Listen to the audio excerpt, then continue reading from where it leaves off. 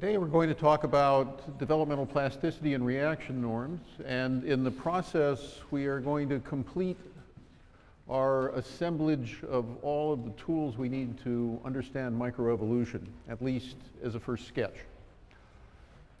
You'll recall that last time we were discussing developmental control genes and the way they lay down basic patterns and body plans.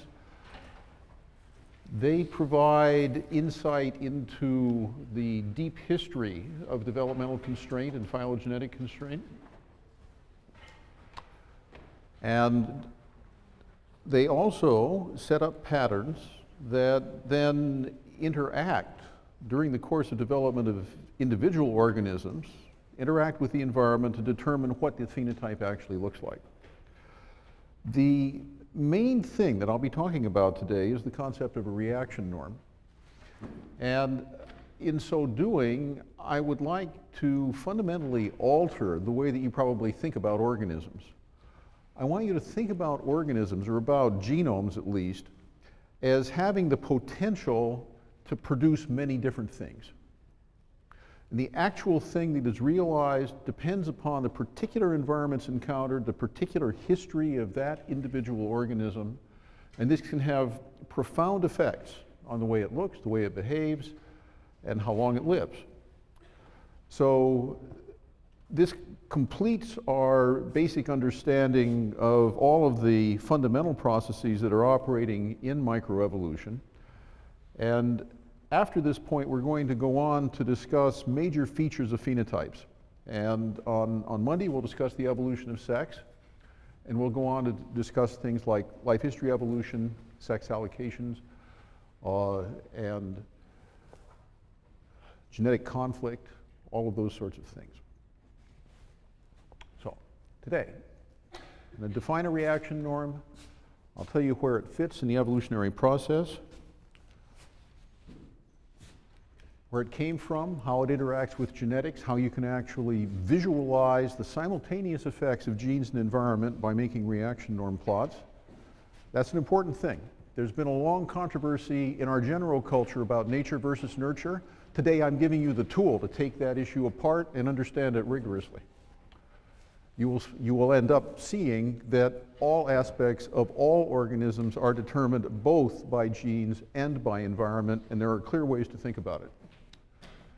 Then I'll show you how this kind of immediate short-term phenotypic plasticity interacts with developmental control genes and phylogenetic constraints, and I'll do that with the butterfly wing.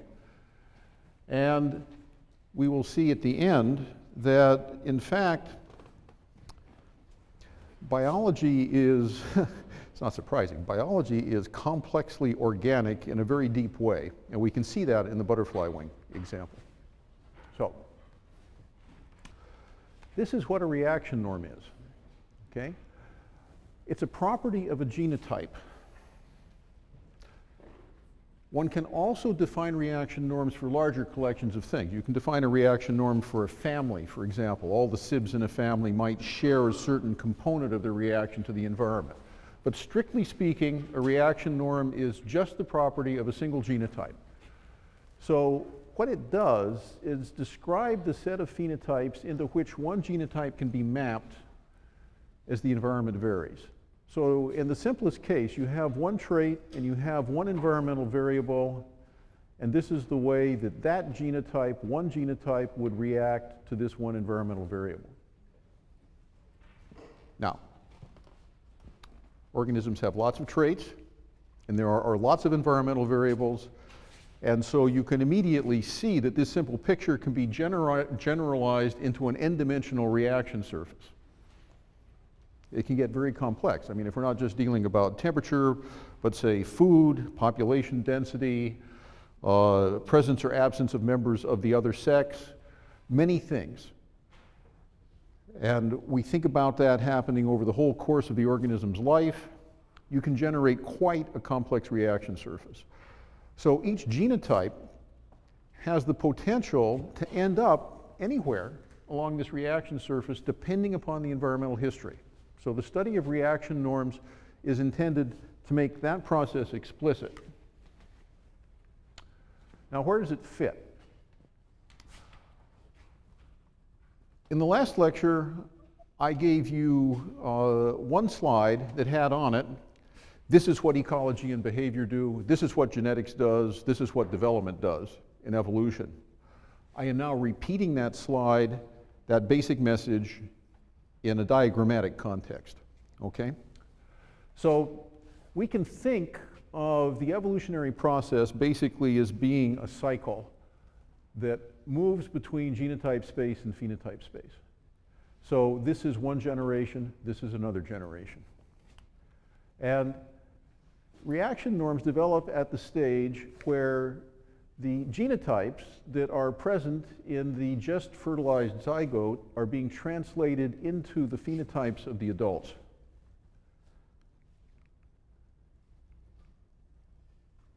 When the gametes are then mapped into genotypes to produce this array here, so when the zygotes are formed, this is the Hardy-Weinberg law. This is basically population genetics up here. Down here, when the phenotypes that are being produced by the reaction norms then undergo behavior and ecology to determine a surviving set of organisms that can mate and reproduce and have babies, that's natural selection down here. Now, the important thing is that all of these things go on in every generation. You can't get away from any of them. In every generation there's genetics, in every generation there's development, and in every generation there's ecology and behavior. So they're all necessary components of understanding the microevolutionary process. This is the first picture ever made of a reaction norm. It was done by a German guy named Volterek working in lakes near Munich, and so he called them Reaktionsnormen, not reaction norms. And what you see here are the morphological changes that are going on between generations. So this is a mother, this is her offspring, this is the offspring of this one, and so forth, within a single clone. These are water fleas that are reproducing asexually. So what you're looking at is a series of different phenotypes that are all produced by the same genotype, the genotypes being copied exactly, and in the middle of the summer they are producing these helmets and spines. There are a number of cases that are pretty well studied where this happens. There are spines, helmets, and neck teeth in these water fleas, which are called Daphnia, and they are induced by dissolved molecules that are associated with predators. And the predator's efficiency in eating those Daphnia is affected by the production of those spines and helmets on the Daphnia. Making a spine or a helmet has a reproductive cost. So if the predator's not around, you don't want to make the spine because it's costing you babies. So it is a contingent plastic reaction. You get a signal from the environment that says, uh-oh, danger. What do I do? Well, basically what you do is you modify the development of your offspring so that they're safer. But your offspring won't be able to have as many babies because they're better at not being eaten. There are bent shells and barnacles that do the same thing. They make them resistant to snail predators, but they reduce the barnacle's fecundity. This cost is important. If the cost were not there, then the organisms would make the defensive structure all the time. If it was cost-free, why not do it? Okay? But it's not. It costs them something, and so they're forced to compromise, and they try to minimize the cost of the defensive structures by not producing them unless they get a signal that there's danger. Snails parasitized by castrating digenetic trematodes reproduce earlier. By the way, this digenetic trematode is also called schistosomiasis. So this snail is an intermediate host for a serious human disease. Let's take a look at these. When Daphnia smell midge larvae in the water, a midge larva is a little invertebrate predator that swims around and it catches Daphnia with its forelegs, like this. And if Daphnia makes a little neck tooth, it makes it harder for the midge larvae to handle it. Evidently, this neck tooth actually, although it looks very small, costs Daphnia something because they only make it when they smell midge larvae in the water. This is a modern photograph of the helmet and the tail spine on Daphnia. You can see they're really quite dramatic. And this is where the cost is born here. You can see the number of eggs being produced, and there are fewer eggs in the body of this Daphnia than there would be in a mature member of this one. This one has actually just given birth, so its eggs are all out of its body. In barnacles, this is what it looks like. If the barnacle smells the snails when it's growing up, it grows up in a clumped over form. It bends as it grows, and instead of feeding freely out of the top of its body, it feeds very inefficiently, and it pays a price in not being able to make more babies. Barnacles, by the way, are essentially shrimp that swim around as larvae and glue themselves to the substrate and spend their lives stuck to the basement, kicking food into their mouth with their feet. So the feet of the barnacle would be sticking out here. Charles Darwin spent 7 years working on barnacles, figuring out that they were actually crustaceans. This is the data on schistosomiasis. And the neat thing about this experiment is that the reaction in the snail is induced just by water in which there have been parasites, not by the parasites themselves. In other words, you just give the snail a whiff, a little bit of scent that a parasite is likely to get into its body, and its reaction is, oh gosh, I am going to die from a parasite, so I'd better start reproducing. So it shifts its reproduction earlier in life, and you can see the extent of that shift right here. These are the ones that have been exposed to water with parasites in it. These are the unexposed controls. So these things that I'm describing are all induced responses. They are all plastic reactions to signals in the environment, and they all shape the reaction norms of these organisms. So those are some concrete cases. Now let's look at sort of the abstract visual analytic framework a little bit. Here is one reaction norm. I have sketched a common one for many poikilothermic organisms, many things that are, you would think of them as cold-blooded. They don't regulate their body temperature. The higher the temperature, the smaller they are at maturity. That would work. This general relationship describes how tadpoles grow, how many fish grow. If you look at a population, it can be conceived of as a bundle of reaction norms. So there are many genotypes out there. So if we have a very small population with just about 5 or 6 genotypes in it, the green dotted lines are the individual reaction norms for the different genotypes, and there could be a population mean reaction norm. You just calculate the mean value across all the environments and all the genotypes, and that describes how that population responds. This is important when you're trying to summarize this kind of complexity in ecology. You want to know how one population might react as the environment changes so that you can analyze its impact on another one, a predator acting on a prey, a parasite acting on a host, a grazer acting on a plant. This is a good picture to have in your mind of what that population looks like. Now, traits can have very different expression patterns. It's not as though all traits have very dramatic reaction norms. And I just chose the example of 5 digits in many tetrapods, including ourselves, to indicate that you could have 3 different genotypes and you could change population density a lot and the number of digits on the hand wouldn't change. Everybody would have 5 fingers. There are some things that are just not sensitive to the environment, okay? So think of the individual organism as a mosaic of sensitivities. Some of it is not sensitive at all to changes in the environment or almost insensitive, and other parts of it are quite sensitive. For example, fecundity. If you increase population density, fecundity will go down in individual organisms because they're having to compete harder to get food. So if you restrict food, by any mechanism, fecundity will drop, and an increase in population density is one way to do it. And the genotypes in the population can react differently to that increase. In all 3 cases, fecundity decreased, but genotype 1 was quite sensitive, and genotype 3 was much less sensitive to the shift in population density, and that makes a difference. As a matter of fact, if you think about it, right here, if you have a fluctuating population, and this population is going between low density and high density, you have a method of maintaining genetic variation right there. Because the reaction norms cross. And the guys that were good at one density are lousy at the other. So if the population cycles back and forth between them, one time G1 is favored, next time G3 is favored, and so forth, okay? So I'm trying to develop the notion that by sketching reaction norms, you can come up very quickly with a useful analytical picture of what's going on in a population.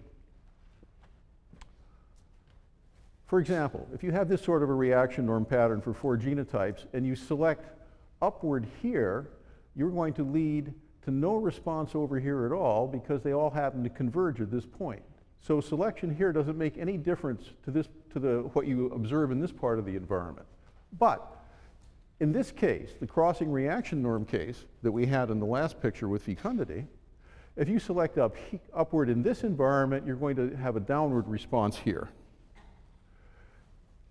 If we select at low population density, and population density is low for a long time, it's going to produce a shift in the population over here because G1 will be favored and it has low fecundity at high density. Okay, that's this situation. We can just look at a sketch of a reaction norm and we get a sense for how sensitive that trait is to changes in the environment. This is not a very plastic trait. It's pretty insensitive, and we can see that because it has a shallow slope. This trait's very sensitive. You change the environment a little, it changes a lot. Now, it's not just spines and helmets that have reaction norms. This is a picture of an Affymetrix gene chip for Drosophila melanogaster. It's got 13,500 genes. And what the chip is doing is it's picking up the messenger RNA, which is being expressed in the organism. And the intensity of light that you see at a given spot is a measure of the concentration of messenger RNA for that particular gene.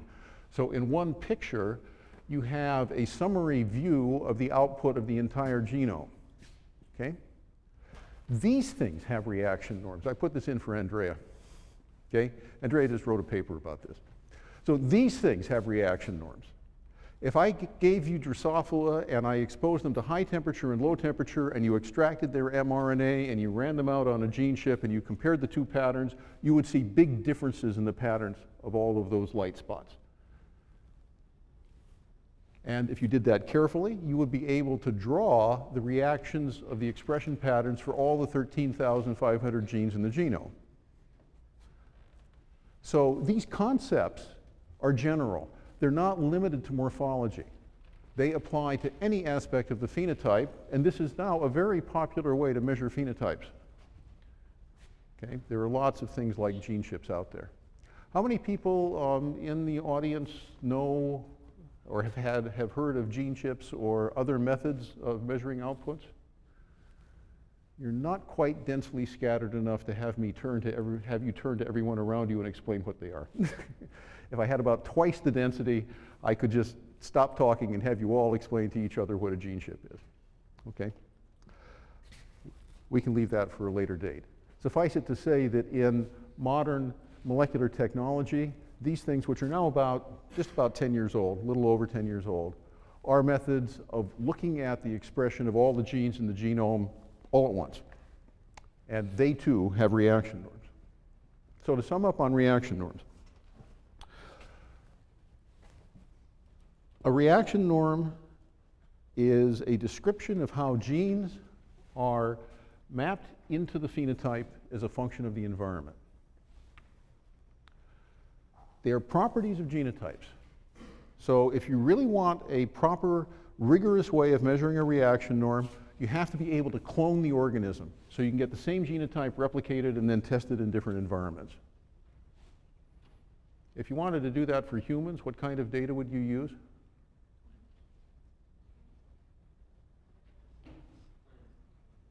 Twins, what kind? Identical twins. Identical twins are almost the only, I suppose there might rarely be these days identical triplets. I suppose there might even be somewhere in California identical octuplets, but most of the time we deal with identical twins. And that's about as far as you can go in humans with this sort of thing. But in Daphnia or in plants, it's possible to get genotypes replicated up to 100 individuals sometimes. And then you can make a very accurate measure of a reaction norm. You can think of a population as a bundle of individual reaction norms. And that's an important concept because when we come to ecology, we're going to be thinking about how predators interact with prey and about how competitors interact with each other. And when we do that, normally the way that biologists have done it in the past is they've chunked those things as species, where they have a species typical property. Okay, so all the species 1 are supposed to behave one way and all of species 2 are supposed to behave another way. But the differences between the individuals in those species are really important. And when the two species are interacting, it's not like, you know, they're all identical individuals interacting. They are different. And when the species interact, it's bundles of reaction norms interacting with bundles of reaction norms. And this produces important effects. For example, it tends to stabilize ecological interactions.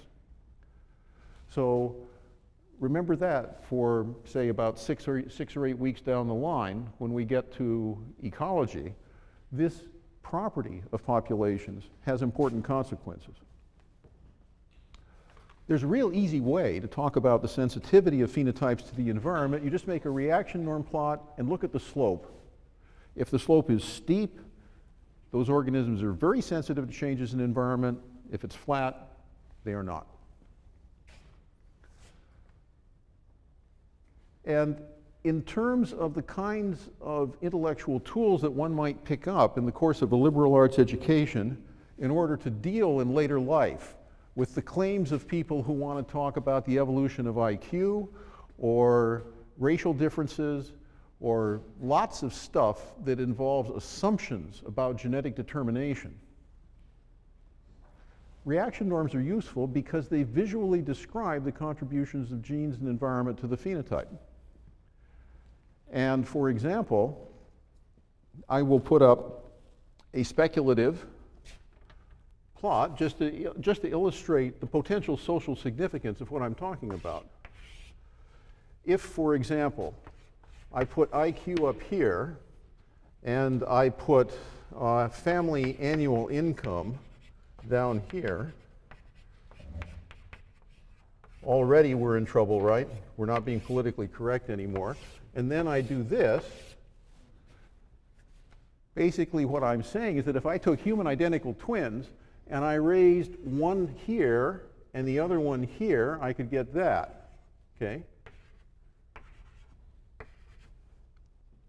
And what that shows you, by the way, I don't know that that is true, okay? I'm just trying to give you something to remember that will convince you that this sort of analysis can potentially be significant.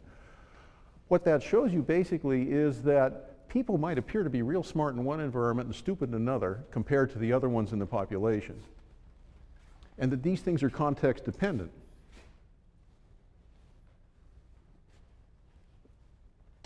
So that's just an illustration of this point down here on the bottom. Okay, so I've been talking a lot about phenotypic plasticity, and I've shown you these wonderful examples of Daphnia reacting sensitively to predators and so forth. Does that mean that organisms are really plastic? Can I just pick up a bunch of clay and mold it into anything that I want depending on the environment that I expose it to? No, I can't. And that's because, as we learned last time, the large-scale structure is determined by things that are hard to change. And those are developmental patterns that have a deep evolutionary history. And they set up a rigid framework within which the plasticity is expressed. So the things that change slowly, those are the developmental control genes, are constraining the things that change rapidly. I've just lost a little bit of text off the bottom here. So let's do this with the example of distalis. Distalis is a developmental control gene. The pictures here basically are showing you how the Drosophila larva gets set up very early in development. The first thing that happens is that an anterior-posterior axis gets laid down. That's done by the Hox genes. Then the dorsoventral axis is determined by SOG and cordon and decapentaplegic and things like that.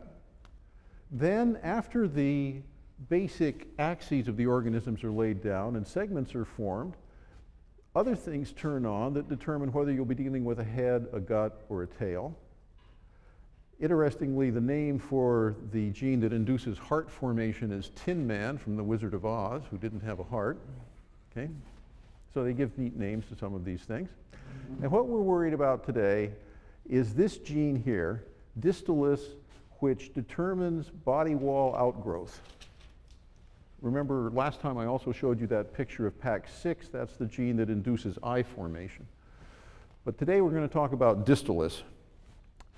And if you look at the body of a fly, this is where the action of certain mutations takes place. If you get mutations in distalis, these are the parts of the body which are going to be affected. They are all extremities, all outpocketings of the body wall, which are then being developed into antennae or mouth parts or legs. Vestigial is working on wings and halteres, and eyeless is working on the presence of eyes. Okay. Now, in order to tell you about this deep developmental constraint in butterfly wings, I first want you to notice that there is something that's called the nymphalid ground plan. The nymphalidae are a large family of butterflies. And in the 19th century, German biologists with German thoroughness, out to 8 decimal places, did an exhaustive study of thousands of butterfly wings. And they were able to take that whole family of nymphalidae with its hundreds of species and reduce them all to variations on these themes. So that they found that in the middle of the wing you could have stripes. In the outer part of the wing you could have what they call border eye spots or border ocelli. Right on the edge of the wing you could have bands and so forth. So that this would describe all of the different kinds of things that you could do with butterflies. And we're going to focus on the eye spots. Now, this is the diversity of butterfly wing patterns that you can get in about 10 minutes in the Peabody Museum collections. They are beautiful. They're just amazing. I remember the first time I saw a birdwing butterfly in the collections at the Bishop Museum in Honolulu. The birdwings come from New Guinea and other parts of Southeast Asia. They're about that big. They're the largest butterflies on the planet. And actually their form is a bit like this guy, except they're about 4 times bigger.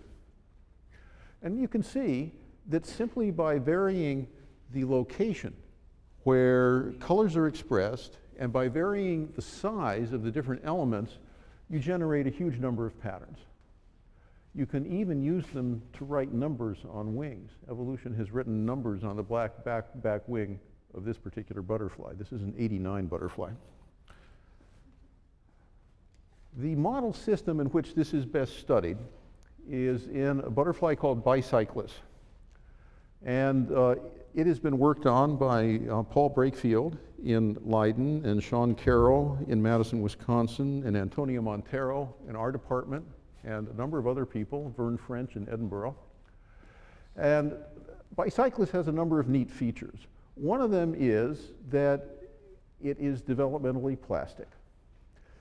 In the wet season, it looks like this, and in the dry season, it looks like this. And in fact, these are 2 brothers who have been produced in the laboratory, with this one being raised under wet season conditions and this one being raised under dry season conditions.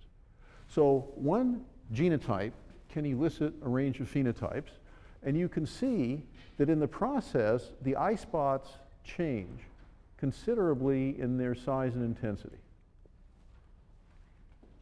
Now, it turns out that you can fish the distalis gene out of Drosophila, and you can use that segment of DNA to recognize the homolog gene in the butterfly, and you can then put a reporter onto the homolog, and you can ask that gene to express its reporter when it's being expressed so that you can see visually where the gene's being expressed.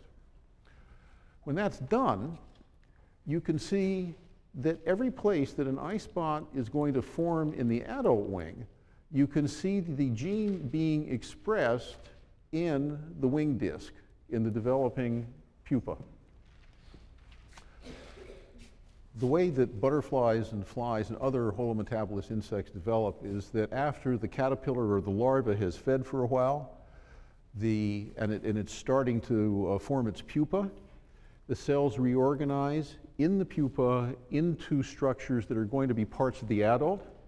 And the wing disc that's going to be the wing in the adult looks like this in the pupa, and it's sitting right on the surface of the pupa. So that if you want to do developmental biology experiments on it, you can go through the wall of the pupal case and you can pick out a few cells and you can move them around. So in fact, you can go in and cut one of these things out and put it down somewhere else. If you do, it will make an eye spot there. So this is actually an exceedingly neat system to work in, because you can actually do cell manipulations as well as genetic manipulations. You can manipulate both the developmental biology and the underlying genetic structure in butterfly wings. This is another species. It just has 2 eye spots, and when you look at its wing disc, it just has 2 places that distillace is being expressed. And those are going to be right in the center, okay, right where that white spot is. So, are these... So distillace is actually telling the wing disc where to make eye spots. And the nymphalid ground plan says you can only make those eye spots in certain places. And the nymphalid ground plan, the butterfly wing ground plan, is arguably about 100 million years old. It's ancient.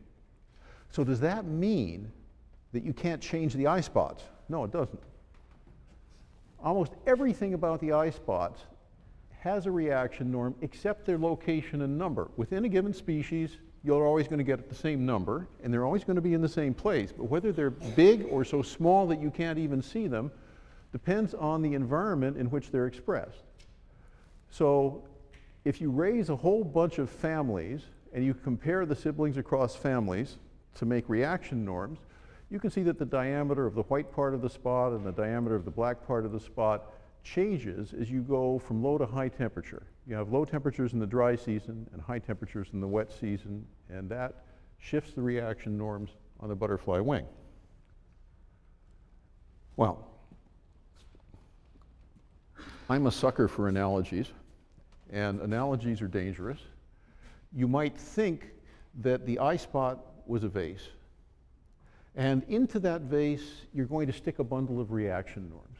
And you can think of the vase as being the phylogenetic history and the developmental constraint on the butterfly wing, and it's holding those reaction norms within a certain range, but that the environment then is allowing them to vary to the degree that a bundle of flowers could flop out of a flower vase.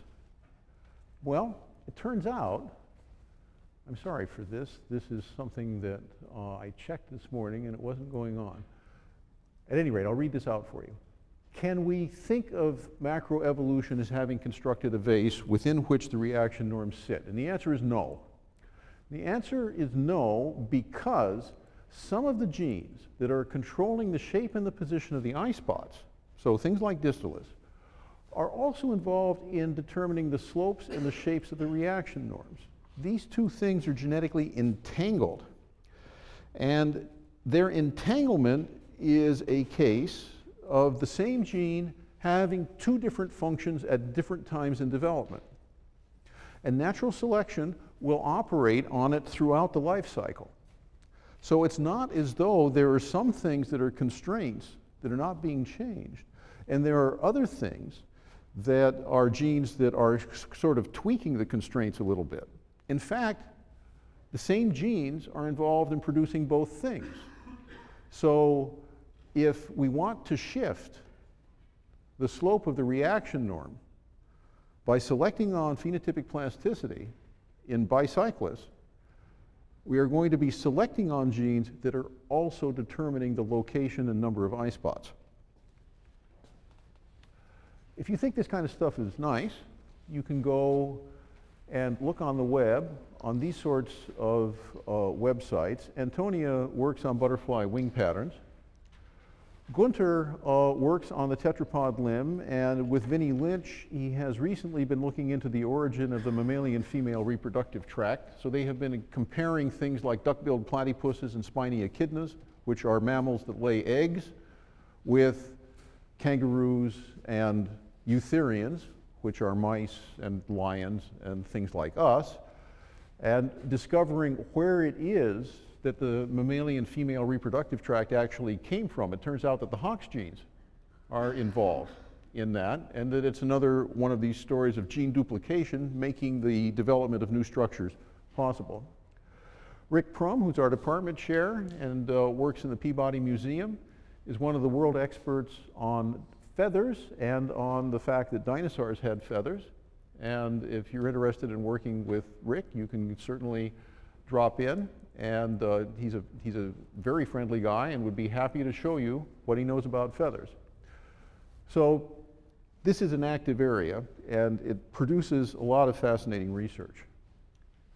To summarize my overview of it, what I want to emphasize is that the phenotype, the whole organism that you see, and the whole life cycle of that organism that you see, is a mosaic of parts. And their pattern of determination varies tremendously in evolutionary age. So it's, if you just look at my own body, the parts of me that are extremely old are the fact that I have 4 limbs and 5 fingers, and the parts of me that are evolutionarily relatively young are the size of my cerebral cortex and some other aspects of me. And if you were to look into the plasticity of my cerebral cortex, you would discover that it is incredibly plastic, and that when I am a little baby and I'm just born, I have billions more connections in my nerve cells than I do when I'm 7 years old. And that a great deal of my mental development between birth and the age of 7 has essentially been the remodeling of my cortex by plastic interactions with the environment. And in fact, that's what a lot of learning is about. It's about plastic response to environment. So I am myself, as are you, a mosaic of things of very different evolutionary ages. The basic developmental patterns that we see in animals are mostly about 500 million years old. In plants, they're a bit younger. The Hox control of body symmetry and body pattern in animals is arguably about 600 million years old, maybe a little less, maybe 550 million. The ABC pattern of flower development in flowering plants is probably somewhere between about 95 and 135 million years old. That's something that happened in the Cretaceous. Now let's shift time scale and go down to one generation, one organism encountering a specific environment. Its plastic reaction to the environment has evolved relatively recently, and it implements specific contingency plans. Daphnia that come from lakes that do not have fish in them and haven't had fish in them for a long time don't react when you put the smell of a fish into the water. But Daphnia that come from lakes that have had fish in them for a long time react, and react strongly and quickly. So the plastic reaction is something that can evolve. I want to caution you, though. It is not as though all the fine details of the plastic response are adaptive. They are not necessarily all adaptive. For example, think about temperature.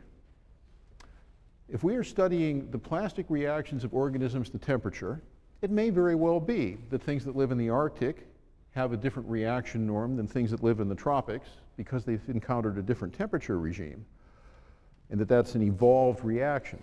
But it's also quite possible that it's just biophysically impossible to do something when it gets colder. And that doesn't have to evolve. So I want you also to be able to think of the necessity of taking something like a plastic reaction norm and dissecting it analytically so that you can figure out what part of it's adaptive and what part of it is just there because that's the kind of stuff that organisms are built out of. They are biochemical systems, and biochemistry, we know, has reaction rates that change with temperature and with a lot of other things. Okay? So this is not all adaptive.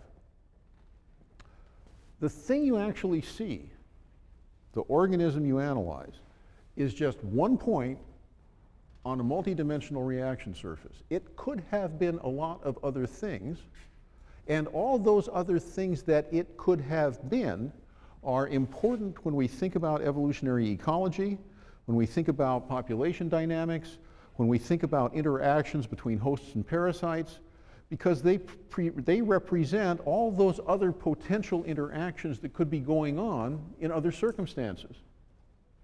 Okay? So by thinking about reaction norms, we can both express the genetic variation in the population, we can express the developmental reaction to the environment, the way all of those different genetic combinations will react to the environment, and we have the potential to visualize the dynamic over generations as both the gene frequencies and the environmental circumstances change. So there is a potential here for a lot of interesting analysis. I think the basic take-home point, though, is this one. Every phenotype is the product of both genetic and environmental influences, and the way they interact to produce the phenotype is extremely important.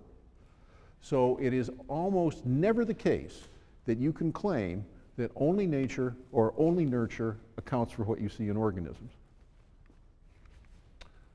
So that basically completes what I want you to know about microevolutionary principles before we now go into the analysis of how natural selection shapes phenotypes for reproductive success.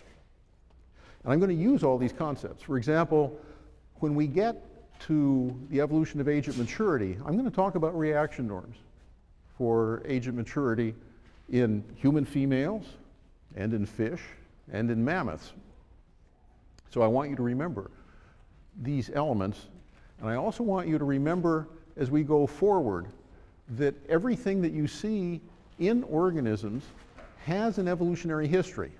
It doesn't have to be an adaptive history. It might be drift. Things might happen in phenotypes that are byproducts of stuff that's going on somewhere else in the organism. There are all kinds of alternatives that you should be continually prepared to compare when you're trying to analyze what you see, but everything that you see has evolved. All you have to do to see that is remember, at one point your ancestors were bacteria. And everything else has come since then. So, next time we're going to start talking about how organisms are designed for reproductive success. And our first step is, why do they reproduce sexually?